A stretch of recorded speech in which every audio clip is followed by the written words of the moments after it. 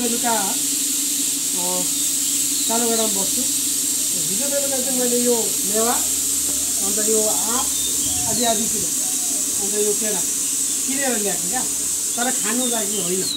किनभने अस्तिको दिन हाम्रो पाहाडकै एउटा च्यानलबाट एकजना मानिस व्यापारी मान्छे आँप व्यापार गर्ने मान्छेले एउटा मेसेज बनाएको भिडियो बनाएको छ। कार्बाइड हालेको, कार्बाइडको नाम सुन्नुभएको छ? कार्बाइड हालेको आँपलाई चाहिँ यो आँपलाई चाहिँ ऊ चाहिँ व्यापारी अरे क्या, अनि उसलाई थाहा छ अरे कसरी खानु भने। अनि हामी मान्छे गोर्खाली मान्छे जान्दैन उसको कुरा क्या, अनि उसलाई चाहिँ बिचरा प्लेनको मान्छे सबै जान्दछ, कसरी खानु सिकाइदिनुहोस् भनेर सोध्छ। अनि उसले बताइदियो, उसले के भन्यो, यसलाई 2 घन्टा पानीमा डुबाएर राखेर चाहिँ मजाले खानुहुन्छ भने क्या। के हालेको? कार्बाइड हालेको। अब के कार्बाइड भनेको चाहिँ दिदीबहिनीहरू सबैजना सुन्नुहोस्, यो चाहिँ जनचेतनाको लागि मैले भिडियो बनाएको। कार्बाइड भनेको चाहिँ के हो भने एउटा पाउडर हुन्छ, त्यो पाउडर चाहिँ फुस्रो रङको पाउडर हुन्छ। यसलाई चाहिँ अलिकति पानी अथवा मोइस्चर भन्छ नि, चिसो पस्यो भने त्यो ग्यास भएर जान्छ। र त्यो ग्यास के हो ग्यास भन्नुहुन्छ भने त्यहाँबाट ग्यास निक्लिन्छ, उत्सर्जन हुन्छ क्या। र त्यो ग्यास के हो भन्नु भने हामीले वेल्डिङ गर्दाखेरि एउटा ग्यास निक्लिन्छ, वेल्डिङ गर्नुहुन्छ नि हो, त्यो वेल्डिङ गरेको ग्यास यहाँबाट निक्लिन्छ। अब त्यो चाहिँ यहाँ प्रयोग गरेको छ, यहाँ प्रयोग गरेको छ। एउटा बन्द कोठामा कार्बाइड चाहिँ अलिकति 1 किलो आधी किलो हालेर वरिपरि आँप राखेर पुरा कोठा टोटल बन्द गरिदिएर त्यो मान्छे बाहिर निक्लेर भोलिपल्ट पाकेको हुन्छ। यहाँ अलिकति पाकेको हुन्छ, अलिकति पाकेको हुन्छ। त्यो मान्छेले भन्दै हुनुहुन्थ्यो, जसले भिडियो बनाउनु भयो त्यो सबै जान्छ भनेर। जान्छ? कार्बाइडले एसिड ग्यास, एसिटिलिन भन्ने ग्यास बनाउँछ। त्यो वेल्डिङ गर्ने ग्यास कति कडा हुन्छ, त्यो ग्यास यहाँभित्र पसेको चाहिँ धुँदा जान्छ भन्नुहोस् त? त्यो पोइजन चाहिँ त्यो भित्र पसेको छ र यो कहिले जानेवाला छैन। र त्यहाँदेखि अर्को कुरा, त्यो एसिटिलिन ग्यास छ, कार्बाइडबाट 2टा कुरा निक्लिन्छ। एउटा एसिटिलिन ग्यास निक्लिन्छ, अर्को कुरा चाहिँ त्योसँग 1-2वटा मैला छ, त्यसलाई भन्छ एउटा फोस्फिन भन्छ, एउटा भन्छ तपाईँको आर्सेनिक। आर्सेनिक भनेको सिधा क्यान्सर। 1 ग्राम क्यान्सर हाम्रो बडीभित्र पस्यो भने क्यान्सर स्टार्ट, फुल्ने गाँठा हुने सुरु हुन्छ, पुरा कुहिन्छ, नसा कुहिन्छ, त्यहाँ सुरु हुन्छ। त्यो एउटा कुरा भयो। अर्को हुन्छ तपाईँको त्यो फोस्फिन भन्ने ग्यास, PH3 भन्छ। त्यो ग्यास भित्र पस्यो भने तपाईँलाई नसा फुल्ने, भित्र हाम्रो लङ्सहरू क्या जुन अङ्ग प्रत्यङ्ग छ ब्लडभित्र पनि पुगेर ब्लडको क्यान्सर पनि हुन्छ। र यति विकृति हुने कुरालाई चाहिँ हामीले आज प्रयोग गरिरहेको छौँ।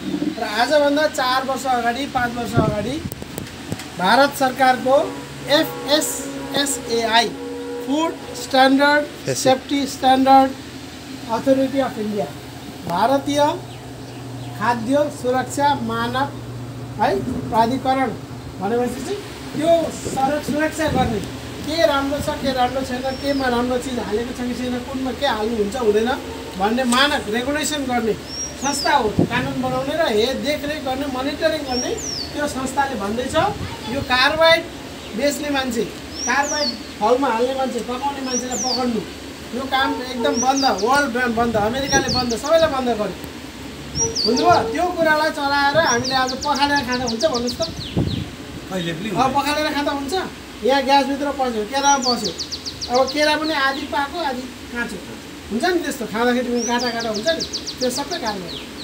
अनि बाहिर पाउडर जस्तो बसेको हुन्छ, त्यो तपाईँको हाम्रो चुना जस्तो क्या, अलिकति हेर्नु कि फुस्रो त्यो बसेको छ बाहिर भने चाहिँ त्यो चाहिँ कार्बाइड। यिनीहरूलाई के भनेको छ?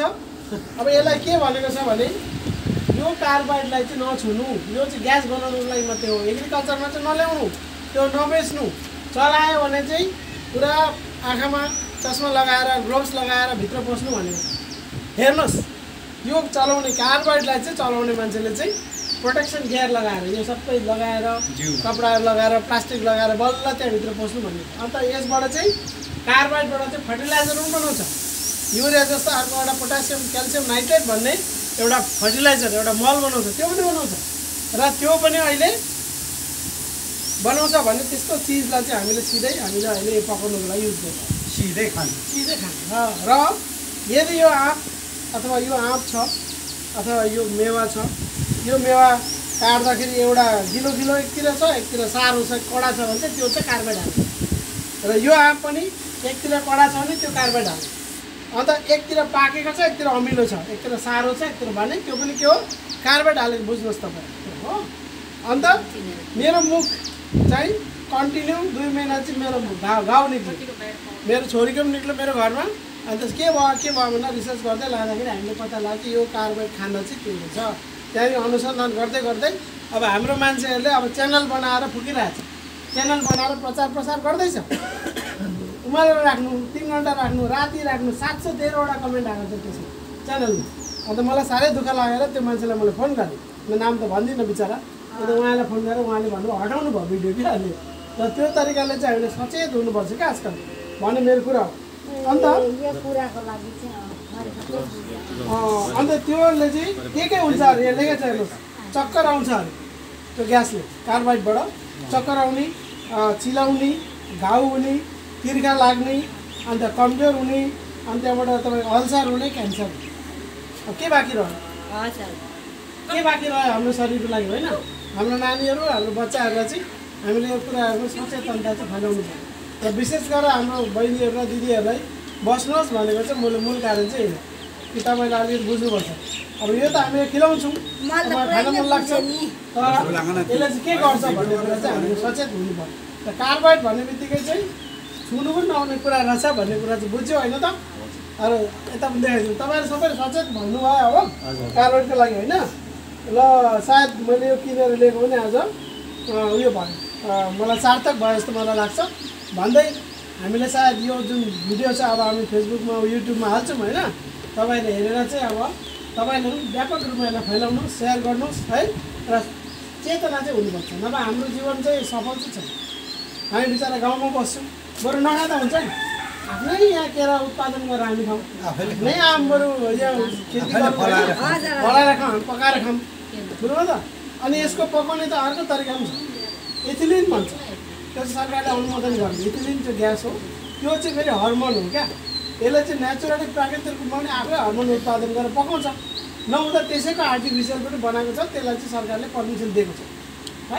त्यो चाहिँ अब पुरा पाक्दाखेरि पुरा त्यो पाक्छ क्या, च्याम्बरमा हालेर उनीहरूले ग्यास लगाइदिन्छ, त्यसलाई चाहिँ सरकारले अनुमोदन इथिलिन दिन्छ। तर कार्बाइडले चाहिँ एकदम डेन्जर।